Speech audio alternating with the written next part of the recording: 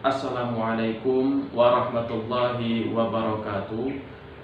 Perkenalkan, nama saya Angger Wahid Irsyadi dari Program Studi Ilmu Al-Quran dan Tafsir Fakultas Usuluddin dan Dakwah dengan nomor induk mahasiswa atau NIM 933808919. Pada kesempatan kali ini saya sengaja membuat video untuk memenuhi tugas mata kuliah hermeneutik di kelas B, untuk memaparkan salah satu tokoh hermeneutik dalam satu semester ini. Nah, pada kesempatan ini saya mengambil satu tokoh, ya kan, yang sangat monumental, yang sangat luar biasa, ya kan. Salah satu tokoh, seorang aktivis, bisa dikatakan seorang pemikir Islam, seorang pembaharu di kota Mesir. Nama beliau adalah Hasan Hanafi. Tentu saja, ya kan, karena beliau sudah menjadi pembaharu di Mesir, kan. Beliau lahir di kota Kairo, kota Mesir, pada tanggal 13 September 1935 Hijriah. Beliau berasal dari keturunan suku Berber dan juga suku Badui yang berada di Mesir sana. Nah, pendidikan dasar beliau pertama, salah satunya beliau pernah mengaji kepada Syekh Sayyid, kemudian masuk ke salah satu madrasah ula ataupun madrasah dasar, yaitu Madrasah Sulaiman Khawais. Kemudian ke madrasah sanawiyahnya beliau melanjutkan kepada Khalil Al-Wafa, dan beberapa ilmu ataupun bidang yang ditekuni di sana, diantaranya yaitu bidang kebudayaan selama 4 tahun, kemudian bidang pendidikan selama kurang lebih 1 tahun. Beliau ini salah satu pemikir Islam yang banyak sekali belajar. Pada saat itu seorang pemuda yang sangat banyak sekali belajar. Beliau belajar di mana-mana. Kemudian menjadi salah satu aktivis di organisasi Ikhwanul Muslimin yang berada di Universitas Kairo, Mesir. Nah, sebagai seorang aktivis, ya kan, tentu saja memiliki pola pikir atau sudut pandang yang berbeda. Karena apa? Karena tugas dari seseorang pemuda, ya kan, sebagai agent of change, ya kan, the leader of the country, sebagai pembawa perubahan, sebagai pemimpin pada kota atau negaranya, seperti itu. Nah, pada kesempatan kali itu, pada saat itu, Hasan Hanafi melihat di Mesir ini dunia Islamnya sedang terkena ancaman. Ancaman ini dari apa saja? Terdiri dari 2 faktor atau 2 bagian. Yang pertama yaitu internalnya, kemudian eksternalnya. Nah, inilah yang melatar belakangi pemikiran dan sebuah pembaharuan dari Hasan Hanafi. Yang pertama dari faktor internal. Faktor internal di situ pada saat itu terjadi banyaknya kebodohan yang masih banyak, kemudian juga kemiskinan dan juga keterbelakangan cara berinteraksi kepada dunia luar. Nah, kemudian yang sedangkan dari faktor eksternalnya di sini banyak sekali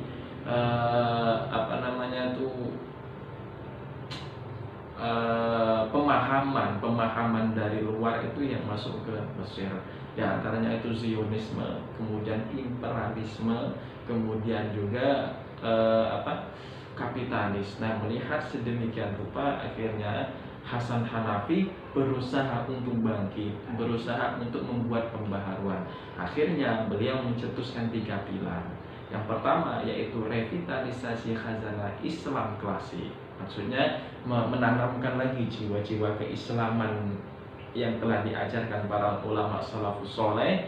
Kemudian yang kedua di sini menentang pembaharuan atau menentang pemahaman-pemahaman dari barat, ya kan, seperti itu. peradaban dari barat, ya kan, peradaban dari barat seperti kapitalis tadi yang mau dimasukkan ke Mesir, di sini ditentang. Kemudian yang ketiga di sini beliau mencetuskan analisis, ya kan, dan sebuah realitis dari dunia Islam. Nah, selain sebagai pembaharuan, ya kan, sebagai pembaharu dan juga sebagai pemikir Islam, beliau juga adalah seorang tokoh hermeneutik. Tokoh hermeneutik yang mana beliau mengkolaborasikan antara disiplin hasanah keislaman klasik ini tadi dengan juga intelektual barat. Nah, dari kedua ini tadi, pengkolaborasian ini, maka dapat muncullah sebuah beberapa ruang lingkup. Yang pertama diantaranya itu masuk kepada usul fiknya, ya kan, kepada usul fik ini nanti mencakup asbabun nuzul, kemudian nasikh mansukh, kemudian juga bayan, balagho, dan juga bade dan lain sebagainya yang merupakan ilmu-ilmu untuk memahami kaidah bahasa Arab dan Al-Qur'an. Kemudian di sini sebagai tambahan untuk mengetahui, ya kan, untuk pengembangan ilmu, beliau juga menggunakan hermeneutika, fenomenologi dan juga marxisme. Nah, dari ini semua, ya kan, dari pengkolaborasian ini, maka muncullah sebuah dua teori yang dipakai untuk menafsirkan Al-Quran, ya kan. Yang pertama yaitu teori aksiomatika, yang mana di sini merupakan deskripsi proses hermeneutik sebagai ilmu pengetahuan yang rasional, kemudian formal, yang bersifat objektif dan juga universal. Maksudnya seperti apa? Maksudnya di sini dalam memahami disiplin ilmu dalam menafsirkan Al-Quran, di sini menggunakan akal rasional ataupun disebut dengan birroi, ya kan? Lebih menekankan kepada akal juga termasuk, kemudian bersifat formal dan juga objektif. Jadi ada beberapa yang memang disoroti memang benar-benar gitu. Nah, kemudian universal secara global. Nah, kemudian setelah itu teori yang kedua adalah teori dan teknis hermeneutik kritis.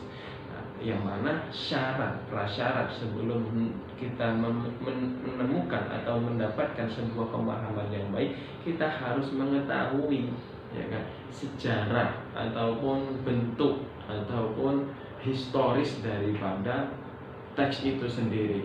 Umpamanya misalnya seperti ini. Ketika kita hendak menafsirkan Al-Quran, umpama gini ya kan, kita harus tahu dulu sejarahnya Al-Quran ini seperti apa. Nah, seperti itu. Oh, ternyata Al-Quran ini diriwayatkan oleh sahabat ini, kemudian datang kepada Kanjeng Nabi dari malaikat Jibril dari Allah. Jadi jelas mutawatir. Nah, ini ya, seperti itu. Nah, kemudian dari teknisis ini sendiri itu akan memunculkan kritis historis, nanti ada krisis eiditis, yang mana eiditis ini merupakan interpretasi teks setelah dari validasi daripada historis, ya kan. Kemudian yang selanjutnya adalah praktis ataupun penyempurnaan kalam Tuhan, yang kita tahu bahwasanya Al-Quran ini memang kalam Tuhan ini memang sudah sempurna, seperti itu. Historisnya sudah jelas, seperti ini. Jadi dalam memahami Al-Quran, ya kan, dalam memahami dalam tidak menafsirkan ayat-ayat Al-Quran, makanya perlu namanya pengkajian yang lebih dalam, ya kan? Makanya ulama-ulama pada dulu zaman dahulu itu ketika hendak menafsirkan Al-Quran harus hafal, harus paham, harus paham beberapa fan ilmu, ya kan, storoknya, kemudian ada juga nahwunya, kemudian ada juga ilmu bayan, ilmu balagho, sastra, balak mantek dan lain sebagainya termasuk. Nah, timbulnya ini, ya kan, timbulnya hermeneutik ini fungsinya untuk apa? Fungsinya untuk melengkapi dan menyesuaikan pada zaman. Jadi kalau seandainya mentah-mentah untuk saya menggunakan tanpa ada dasarnya ilmu, ya kan, tanpa adanya dasarnya ilmu pemahaman terkait bahasa Arab dan bahasa Al-Quran, dan kemudian orang awam kayak orang awam hendak menafsirkan Al-Quran dengan menggunakan metode hermeneutik, ini tidak bisa seperti itu. Artinya apa? Artinya hermeneutik ini sebagai pelengkap, metode sebagai pelengkap untuk apa? Untuk membaca, untuk melihat sesuatu yang terjadi di masyarakat, sesuatu yang terjadi di lingkungan, kemudian disesuaikan dengan historisnya seperti itu. Nah, ada pun salah satu contoh penafsiran daripada Hasan Hanafi, ya kan? Di sini beliau menggunakan metodenya ini, hermeneutiknya di sini, yaitu terkait menikah dengan orang yang berbeda agama. Nah, beliau di sini merujuk kepada surah Al-Baqarah yang bunyinya wala tankihul musyrikati hatta yu'min, al-ayah. Janganlah engkau menikah kepada orang musyrik atau orang yang berlainan agama. Nah, sebenarnya ya kan ketika penafsiran seperti ini, penafsiran ayat-ayat ini sudah kayak seakan-akan mutlak, gitu kan? Tidak boleh seperti itu. Nah, tapi dengan dengan penafsiran Hasan Hanafi yang menggunakan pendekatan-pendekatan, maka di sini diperbolehkan. Nah, makanya terjadi beberapa khilaf juga sebenarnya, itu memang sudah dari dulu itu khilafnya para ulama. Karena apa? Nah, di sini menurutnya Hasan Hanafi ini hanya faktor temporal, ataupun faktor temporal ini maksudnya hanya ayat itu berlaku pada saat tertentu, maksudnya itu saat tertentu, saat itu, ya kan, dimana umpama kayak di Kediri sedang terjadi ramai-ramainya, umpama kayak kayak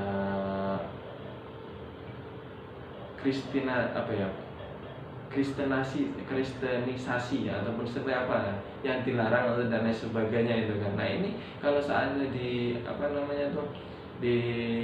terjadi pada sedemikian rupa, maka ya tidak boleh wala tangkul musyrikati hatta yu'min. Karena apa? Karena berakibat ini. Nah, ketika dikorelasikan, dimansuhkan ya kan dengan ayat yang setelahnya, yaitu yang berbunyi pada surah Al-Maidah ayat 5 itu wal muhsanatu minal mu'minati wal muhsanatu minal ladzina utul kitaba min qablikum al-ayat. Jadi di sini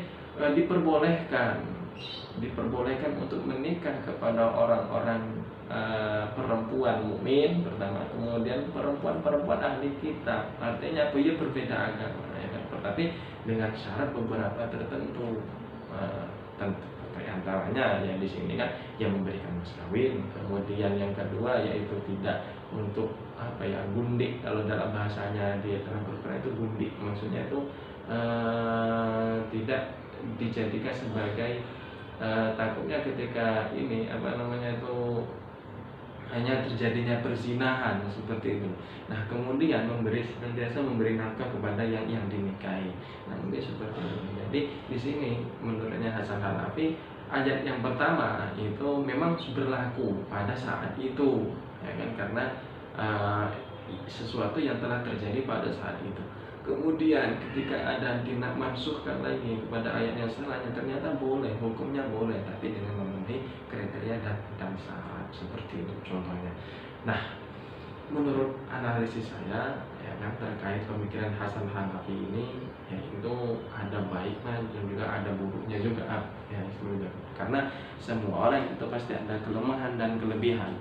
Nah, di antaranya ya kan, karena kita melihat memandang proses hermeneutik mereka itu beliau yang juga mengkolaborasikan antara pemikiran khasanah keislaman dengan berbagai macam fan ilmu yang usul fikih tadi, yang kemudian yang terkait asbabun nuzul dan lain sebagainya tadi, ya kan?